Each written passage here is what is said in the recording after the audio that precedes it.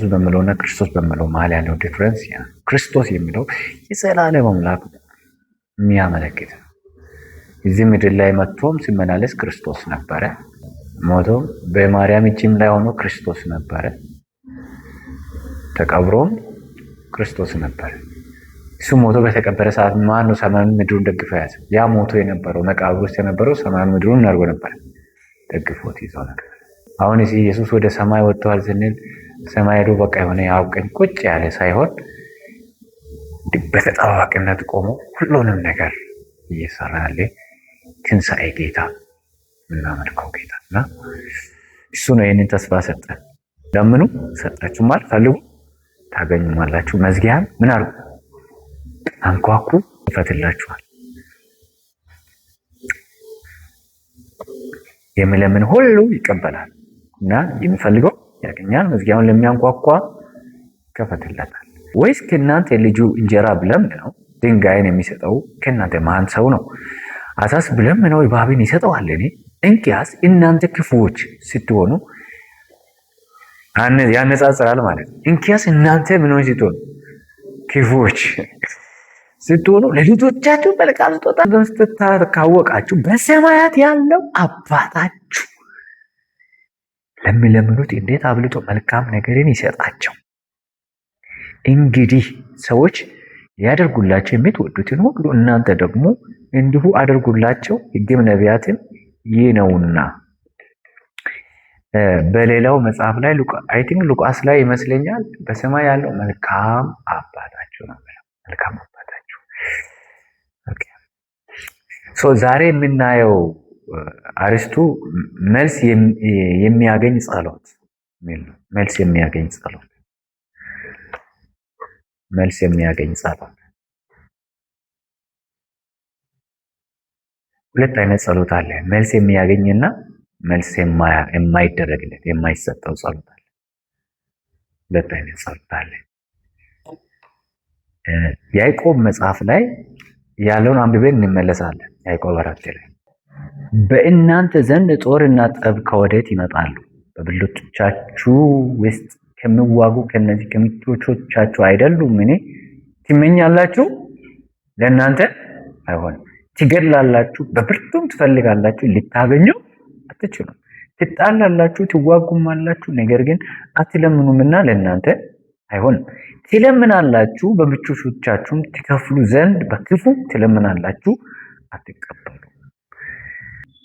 አመንዝሮች ወይ ዓለምን መውደድ ለእግዚአብሔር ጥል እንዲሆን አታውቁምን? እንግዲህ የዓለም ወዳጅ ሊሆን የሚፈቅድ ሁሉ የእግዚአብሔር ምን ሆኗል? ጠላት ሆኗል። እንግዲህ የዓለም ወዳጅ ሊሆን የሚወድ ሁሉ የማን ጠላት ሆኗል? እግዚአብሔር። በጣም ከባድ ነው።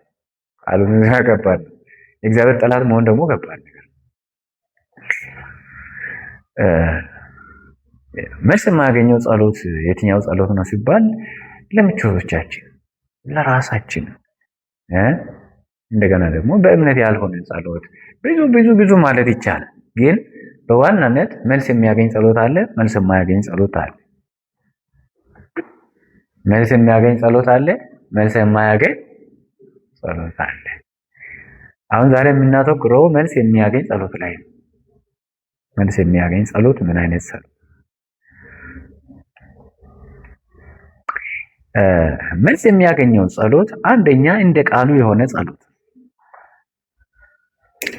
አንደኛ እንደ ቃሉ የሆነ ጸሎት የሆነ ምን ጸሎት? እንደ ቃሉ የሆነ ጸሎት ማለት እንደ ኪዳኑ ማለት እንደ ኪዳኑ የእግዚአብሔር ቃል ኪዳን፣ የእግዚአብሔር ኪዳን ማለት እግዚአብሔር ለሰው ልጆች የሰጠው ኪዳን። በዚህ ቃል መሰረት ወደ እኔ ከቀረባችሁ 100% ሰክሰስፉል ትሆናላችሁ ነው። ያ ማለት የእግዚአብሔር ቃል ስናነብ በእምነት ውስጥ ሆነን ስለምናነብ የእግዚአብሔር ኪዳን ስለሆነ ሲጀምር እግዚአብሔር ኪዳን ሲሰጥ በእኛ ችሎታ ላይ ቆሞ አይደለም። ከሰዎች መካከል ጎበዞችን መርጦ ለማዳን አይደለም። ማለት የሆነ ታለንት ያላቸውን የሆነ በቃ ሩጦ የሚቀድሙትን በስራ ጎበዝ የሆኑትን 24 ሰዓት የሚሰሩትን ምናምን ለማዳን አለ። እግዚአብሔር ኪዳን የሰጠው እንደዛ አይደለም። ኪዳን የሰጠው ኪዳኑን አድምጦ የኪዳኑ ማዕከላዊ ነገር ደግሞ እኔ አድንሃለሁ፣ እኔ ብቻ አሳርፋለሁ፣ መንገድ የላችሁም። ኪዳኑ ማዕከል ምንድነው? መንገድ የላችሁም። አትጣጣም፣ አትጣል፣ አትፍጨርጨር፣ ተው፣ ሙት ነህ። ኪዳኑ እሱ ሙት ነህ፣ ተው፣ አትፍጨርጨርና ከዛ ምን አድርግ ነው ኪዳንን ሊያድን እንደወደድኩ እንዳፈቀርኩ ይወቅና በፍቅረ ምን አድርግ እረፍ። በጭራ አማርኛ ለድህነታችን የተሰጠን ስለሆነ ምክንያቱም ክርስቶስን ነው የሰጠን እግዚአብሔር። ክብር ለጌታ ይሁን። እንደ ቃሉ የሆነ ጸሎት፣ እንደ ኪዳኑ የሆነ ጸሎት። ሁለት ታላላቅ ኪዳኖች አሉ። እሺ ነገር ያዙ። እሺ ሁለት ምን አሉ? ታላላቅ የሆኑ ኪዳኖች አሉ። አንደኛው የተፈጸመ ኪዳን፣ የተፈጸመ ምን ኪዳን። ይሄ ኪዳን ምን ላይ ነው? ዮሐንስ ወንጌል 19:30 ላይ ተፈጽሟል። የተፈጸመ ኪዳን ክርስቶስ ጨርሻለሁ ያለው ኪዳን አንደኛው የተፈጸመ ኪዳን፣ ሁለተኛው ደግሞ ያልተፈጸመ ኪዳን ነው። ያልተፈጸመ ኪዳን እነዚህ ታላላቅ ቦታ ላይ ስንከፍል ነው ኪዳኑ በታላላቅ ቦታ ስንከፍል በሁለት ቦታ እንከፍላለን። አንደኛው የተፈጸመ ኪዳን ነው፣ ሁለተኛው ያልተፈጸመ ኪዳን ነው። የተፈጸመው ኪዳን የመሲሁ መምጣትና መሞት፣ ከሞት መነሳት፣ የሰውን ሁሉ ችግር አድርጎ በቀራንዮ መስቀል ላይ ማድረግ መጨረስ ጨረሰ። ለዚህ መስቀል ቅድም ስንል ነበር እስከ ቅድም ሃፒነስ ጆይ ውስጣችን ተመስገን ልጆች መሆናችንን እየመሰከረ ማለት ነው። ውስጣችን መንፈስ ቅዱስ እየመሰከረ እንደዛ ስንባርቅ የነበረው ለዛ ነው። የተፈጸመው ኪዳን በጣም ወሳኝ ነው። ተፈጽሟል። የመጀመሪያው ይሄን የተፈጸመው ኪዳን ያልተገነዘበ ሰው ያልተረዳ ሰው ሁለተኛውን ኪዳን አቺቭ ማድረግ አይችልም። ሁለተኛውን ኪዳን በህይወቱ ሊኖርበት አይችልም። ሁለተኛውን ኪዳን ለመኖር የመጀመሪያውን የተፈጸመውን ኪዳን ዲፕሊ ገብቶ ኢንጆይ ማድረግ አለበት። ለምሳሌ እዚህ ታስሬ የዘላለም እስረኛ የዘላለም ባሪያ ሆናችሁ እያላችሁ አንድ ጎበዝ መጥቶ ያንን እንደዚህ ያሰረውን እስረኛ ደብድቦ ቀጥቅጦ ሰብሮ ጥሎ እናንተን ፈቶ ነፃ ሁኑ፣ ከዚህ በኋላ ደስ ይበል ይረፍ፣ በጣም ወደር የለው እስከ መጨረሻ ነው ደስታ ይሁኑ። ኢየሱስ እኮ ያለ እንደዛ ነው። እስከ መጨረሻ ማንም ከዚህ በኋላ ፍሪ ነህ፣ you are free፣ ነፃ ነሽ። ኃጢአት መርገም ምንም አይነት ነገር ፍሪ ነህ። እንዴት ከባድ ነው! ፍሬ እሱን እኮ መቀበል እኮ ነው የሚያቅተን። ብዙ ጊዜ እኛ እንዲህ ዋጋ ስንከፍል እኔ እኮ ስንት ዋጋ ከፍዬ ስንት ዳገት ወጥቼ ስንት ሸለቆ ወርጄ ያመጣሁትን እሱ በቀላሉ እንደዚህ ይለኛል። ዋጋ የከፈልነው ነገር ሲያምን ነው። ግን አሁን ዋጋ ሳንከፍል ነው ኢየሱስ ዋጋ አልከፈልንበትም፣ ምንም አላደረግንበትም። ኢየሱስ በነፃ ግን አድርጎ ጨረሰን በነፃ። ስለዚህ በነፃ የተደረገ ነገር ስለሆነ ይሄ ተፈጸመ የምለው ቃል ቀላል ይሆንበት። ኃጢአቴ አልቋል። ከዚህ በኋላ ሰይጣን ሊነካ አይችልም። ከዚህ በኋላ ሞት የሚባል ነገር ተሸኝቷል። ሲኦል የሚባል ነገር የለም። አንተ ለዘላለም የእግዚአብሔር ልጅ ነህ ተብሎ ፕሮክሌም የተደረገው ያንን አዋጅ በነፃኛ ያለፋ ነው ስለሆነ አንዱ ለፋው ክርስቶስ ብቻ ለፍቶልን ክርስቶስ ብቻ ዋጋ ከፍሎልን የሰጠን ስለሆነ ብዙ ጊዜ ኢንጆይ ማድረግ ያቅተናል፣ መደሰት ያቅተናል። ምክንያቱም እኛ ተሎግመን ነበር። የዛ ዘፍጥረት ምዕራፍ 3 ላይ አዳም ሲወድቅ አእምሯችን ተሎግሞ ውስጣችን ተሎግሞ ደም ሴሎቻችን ከዛ መሸማቀቁ ስላለ ቶሎ መንቃት አልቻለም። የተጠበሰ ነገር ነው። እሳት እንደዚህ የጠበሰው ተፈጸመው ኪዳን ክርስቶስ ተፈጸመ ብሎ ያለውን ነገር በትክክል ከተደሰትን ለሁለተኛው ኪዳን እግዚአብሔር ይጠቀማል። ሁለተኛው ኪዳን ደግሞ ያልተፈጸመ ኪዳን ነው። ሁለተኛው ኪዳን ያልተፈጸመ ኪዳን ነው። የተፈጸመ ኪዳን ያልተፈጸመ ኪዳን ብያለሁ። ያልተፈጸመ ኪዳን ምንድነው? ይሄ ኪዳን ሲባል ወርልድ ኢቫንጀላይዜሽን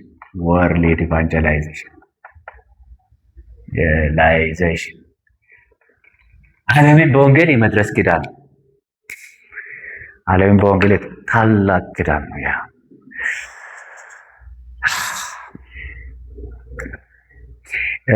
ማቴዎስ ምዕራፍ 28 ላይ ወደ ዓለም ሁሉ ሄዶ አሕዛብን ሁሉ በአብ በወልድ በመንፈስ ቅዱስ እያጠመቃቸው ያዘዝኩትን እያስተማራቸው ደቀ መዛሙርት እነሆ እኔ እስከ ዓለም ፍጻሜ ሁል ጊዜ ከእናንተ ጋር ነኝ። ኤፌሶን 2:10 ላይ ምን ይላል? መልካሙን ስራ እንድናደርግ በክርስቶስ ኢየሱስ ዳግመኛ ምን ሆነ? ምንድነው ያ መልካሙን ስራ ምንድነው? መልካም ስራ ማለት ለተራቡት መስጠት ነው። መልካም ስራ ጥሩ ነው። ግን እሱ አይደል ዋናው መልካም ስራ እሱ አይደለም። እሱ ያኛው እነዚህ ማህበረሰብ ውስጥ የምናደርጋቸው ነገሮች ቀጣዩ መልካም ስራ ናቸው። የመልካሙ ስራ ውጤት ናቸው። ይሄ መልካሙ ስራ ምንድን ነው? እኛ የምናደርገው መልካሙ ስራ ምንድን ነው? በዚህ በወንጌል ስራ ውስጥ ያለን ተሳትፎ ለዚህ ለወንጌሉ ስራ ያ መልካሙ ስራ ለወንጌል መኖር ነው። የመጀመሪያው ነገር ለወንጌል መኖር ማለት የሆነ ነገር መስጠት ይመስለዋል ሰው አይደለም። የወንጌሉ ጠበቃ መሆን ኢየሱስ ለፈጸመው ስራ ትኩረታችን፣ አእምሯችን፣ ሁሉ ነገራችንን ለዛ ነገር ሰሚት እንደሆን ማድረግ ማለት ሞት ቢሆን ሁሉ ነገራችንን ለምን ማድረግ ለወንጌል ብቻ በቃ ጸሎታችንን ሁሉ ነገራችን ለወንጌል ሲሆን የዚያን ጊዜ ትክክለኛ ስራ እየሰራ ነው። ለዚህ ስራ ተጠርተናል። ኤፌሶን 1:9-10 ላይም ምን ይላል? ምስጢሩን አስታውቆናል። ይህ ምስጢር በሰማይና በምድር ያለውን በማን መጠቅለል ነው ይላል? በክርስቶስ ምን ማድረግ ነው? መጠቅለል ነው። እሺ ቃሉን በሁለት መንገድ አይተናል። አሁን ደግሞ ኢየሱስ ክርስቶስ እንዴት መጸለይ እንዳለብን በመጽሐፍ ቅዱስ ውስጥ በደንብ አስተምሮናል። እነዚህን ጀነራል ናውሌጅ ይዘን የምንጸልይ ጸሎታችን ትኩረት እነዚህ ናቸው እና ኢየሱስ ክርስቶስ እንዴት መጸለይ እንዳለብን አስተምሮናል። የመጀመሪያው ነገር መጸለይ ያለብን ነገር ማቴዎስ ምዕራፍ 6:10 ምንድነው ያለው? ጸልዩ ምንድነው? በሰማይ የምትኖር ማቴዎስ ምዕራፍ 6:10 ላይ ኢየሱስ ምን አለ? ሰማይ የምትኖር አባታችን ሆይ። አይገርምም? በሰማይ የምኖረውን አባታችን እንደሆነ ይበቁ። የመጀመሪያው ስቴፕ በሰማይ የምትኖር አባታችን ሆይ፣ ከዛስ ስምህ ይቀደስ፣ ከዛስ መንግስቲ ትምጣ። ወሳኙ ጸሎት መንግስቲ ትምጣ። መንግስቲ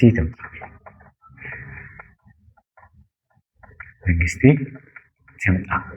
አሁን ኢየሱስ ስለ ጸሎት ደቀ መዛሙርቶችን ያስተማረበት ሰመራይ ሲደረግ ይሄ የኢየሱስ አስተምሮ ሰመራይ ሲደረግ ዋነኛው ጸሎት ምንድነው? መንግስቴ ትምጣ ብላችሁ ጸልዩ።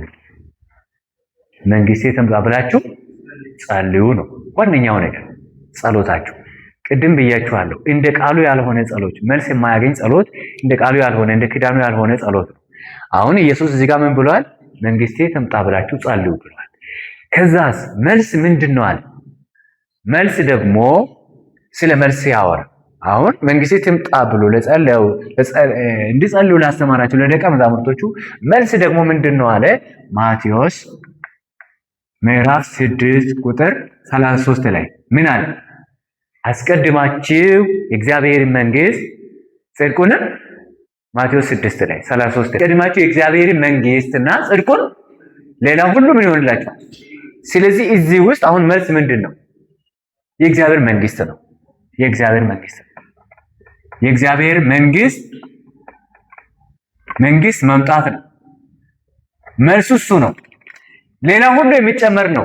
ምኑ ሲመጣ የእግዚአብሔር መንግስት በእኛ ላይ ሲመጣ ሌላ ሁሉ እዚህ ውስጥ ይካተታል።